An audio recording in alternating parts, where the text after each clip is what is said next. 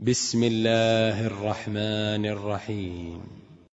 ويسألونك عن ذي القرنين قل سأتلو عليكم منه ذكرا إنا مكنا له في الأرض وآتيناه من كل شيء سببا فأتبع سببا حتى إذا بلغ مغرب الشمس وجدها تغرب في عين حمئة ووجد عنده قوما قلنا يا ذا القرنين إما أن تعذب وإما أن تتخذ فيهم حسنا قال أما من ظلم فسوف نعذبه ثم يرد إلى ربه فيعذبه عذابا نكرا وأما من آمن وعمل صالحا فله جزاء الحسنى وسنقول له من أمرنا يسرا ثم أتبع سببا حتى إذا بلغ مطلع الشمس وجدها تطلع على قوم لم نجعل لهم من دونها سترا كذلك وقد أحطنا بما لديه خبرا ثم أتبع سببا حتى إذا بلغ بين السدين وجد من دونهما قوما لا يكادون يفقهون قولا قالوا يا ذا القرنين إن يأجوج ومأجوج مفسدون في الأرض فهل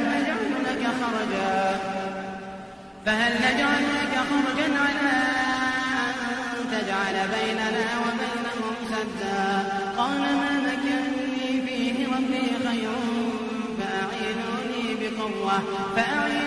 بقوة أجعل بينكم وبينهم ردما آتوني زبر الحديد حتى إذا ساوى بين الصدفين قال انفخوا حتى إذا جعله نارا قال آتوني أفرغ عليه قطرا فما استطاعوا أن يظهروا وما استطاعوا له نقبا قال هذا رحمة من ربي فإذا جاء وعد ربي جعله دكاء وكان وعد ربي حقا.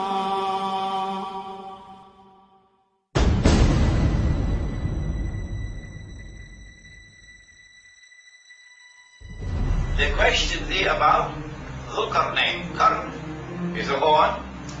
So Qarnani, two horns, Qarnain. But Qarn is also an age, an epoch. And that's why he's called Dhul Qarnain, because he lived 2 centuries.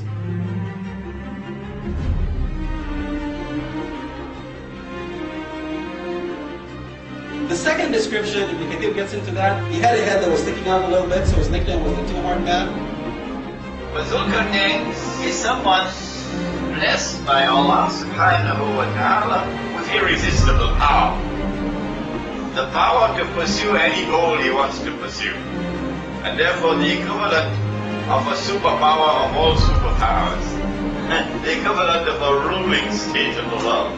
And the definition of a ruling state is that it can impose its will on any rival. This is Dhul Qarnain. So firstly, Dhul Qarnain referred in the Quran was a Muslim.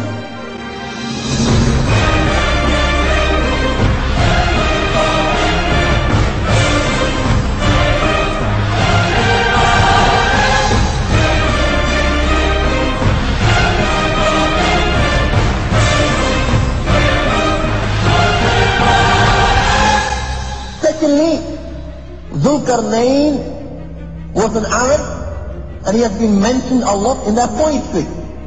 It is narrated that Dhul Qarnain, when he went for Hajj, he went walking.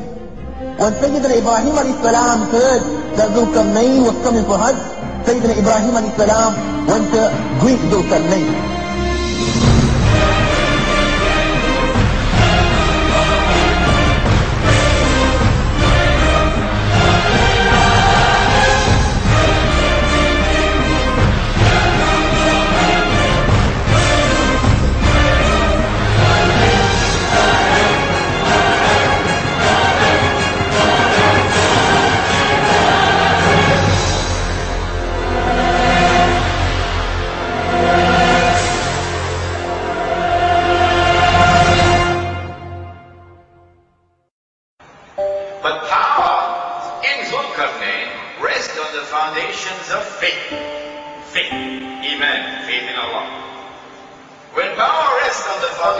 of faith, how will that power be used? The Quran describes now his first journey in the direction of the setting of the sun. And there he comes across by a body of dark water, meaning this is the farthest limit he can go. He comes across a people. What are you going to do with these people? Qarnain replies and he says, those who are guilty of acts of dhulm, oppression, I'll punish them. And so power, when it rests on the foundations of faith, power is used to punish the oppressor. And then he went on to say, those who have faith, not faith in Singapore dollar, faith in Allah. Those who have faith and who are righteous in their conduct, we will treat them nicely. They will be rewarded. And so when power rests on the foundations of faith, that power will be used to reward those who have faith and whose conduct is righteous.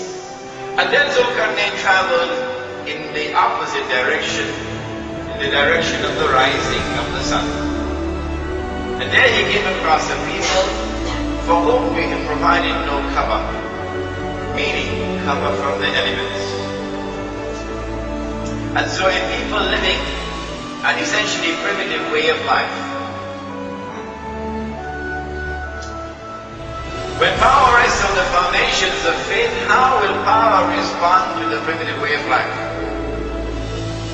To respect the primitive way of life and to allow these people to continue their indigenous way of life, preserved with integrity. Qarnain now travels in a third direction. And there he comes across a pass between two mountain ranges. And there in that pass he comes across a people. And the Quran describes these people. And pay careful attention to that description. لَا يَكَادُونَ يَفْقَهُونَ قَوْلًا. Could not understand their language. No one could understand their language. Why could no one understand their language? Simple. Because these people had never interacted with the rest of mankind. There was never any trade. So you have to travel to learn languages to trade. They had never walked on the stage of history like the Chinese civilization, like the Egyptian civilization, like ancient Babylon, like Africa, like Mexico. No. These are people who live essentially like wild tribes. And so they are unknown in history. No one knows their language.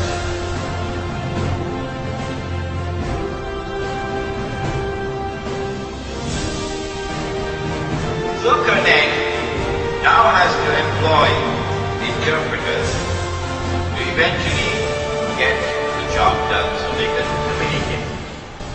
These people, when they can communicate with Qarnain, then informs him, إِنَّ يَأْجُوجَ وَمَأْجُوجَ مُفْسِدُونَ فِي الْأَرْضِ. O Qarnain, surely Gog and Magog are committing fasad in our territory. And fasad, we told you yesterday, is to corrupt everything you touch. Can you help us? Can you build a barrier to protect us from Gog and Magog? Strange that they should ask for this request. We're prepared to pay you. Why don't they ask Qarnain, who is the ruling power in the world, just go in there and beat the living daylights out of them so they'll never dare to come back here? No!